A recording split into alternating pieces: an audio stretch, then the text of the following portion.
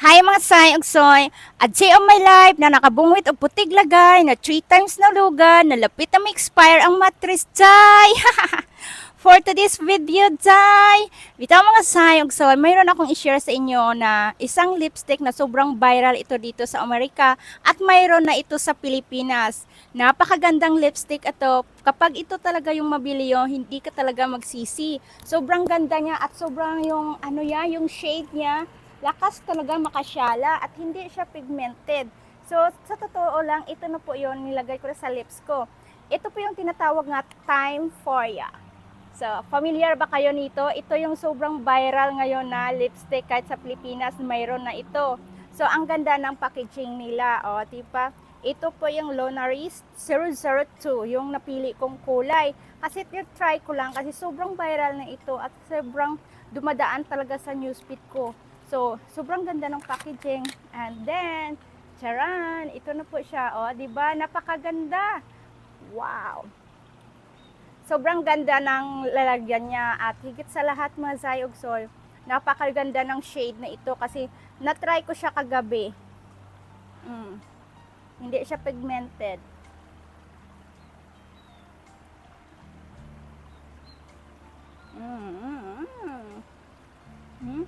Kita nyo, ang ganda ng shade niya kasi hindi siya yung parang pigment. Yung shade niya para siyang lips talaga, as in parang lips. Lips talaga siya, napaka-perfect niya, as in mga Sai ug Soy. Na-try ko lang bumili ng isa kasi i-try ko lang kung maganda ba siya o ano.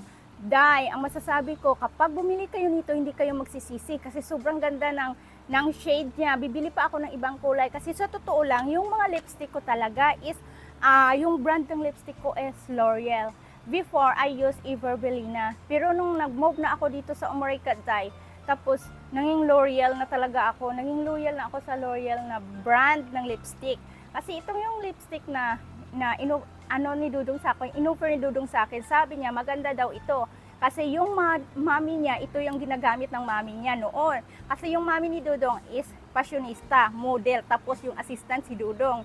Siya yung 10 years old pa lang, naghiwalay na yung mga magulang nila. Kasi dito sa Amerika, hindi naman dito uso yung martir-martiran. Kapag hindi na masaya yung relationship nyo, divorce agad, ganon. So, ayan mga sayog, so si Dudong kasi lumaki siya nga kay mama niya. 10 years old pa lang siya kasi yung mga kapatid niya is malalaki na.